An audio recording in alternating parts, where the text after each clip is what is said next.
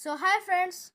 तो आज आम गाँव रे अच्छु जो आम पंडा फैमिली रो भोजी होची नुआ वर्ष पाई। तो एठी आम समस्ते मिलमिशि खाऊचु।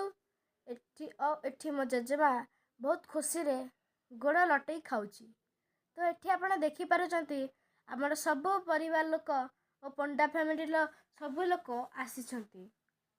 ओ एठी रोषेई काम और खाद्य काम दीटाक चालू अछि। तो आपण देखिपारे केमी खुशी रे समस्ते खाऊचंती और नुआ वर्षर स्वागत करुचंती। तो आपण देखि पारचंती केमिति समस्ते स्वाद रे खाऊचंती। और आम भोजी रे मटन छतु भात डाली खटा आदि सबू होइथिला। तो आज आपण देखि पारुचंती पंडा फैमिली रो भोजी।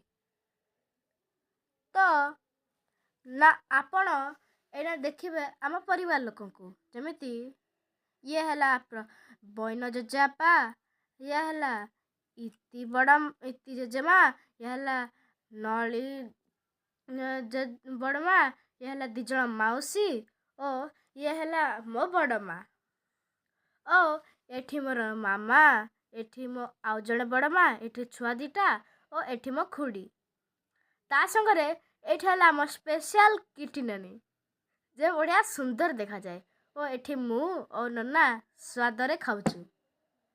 तो आपण एठी देखि पारचंती केमते खुशी रे हमें खाऊचु। हेला मोते तो भल लागिला भोजी कारण गाँ भोजी काहा को भल लागिवनी। ओ एठी सुंदर भाबरे हमें देख पारचंती ओ के बढ़िया जोड़ी चारि जा एठी मिसी खाऊचंती साधा। तो आपण एठी देखि पारचंती मटन झोल आटे बळीची और पुपुनका को एठी पांपड़ जलाउचंती। तो आपण देख पारचंती कि स्वादिया पांपड़ ओ एठी देखुचंती प्रफुल्ल जेजेपा एठी बाड़ीबा और खाद्यर व्यवस्था करचंती। तो जदि आपको आम भोजी भल लगिला लाइक और सब्सक्राइब करंतु। बाय।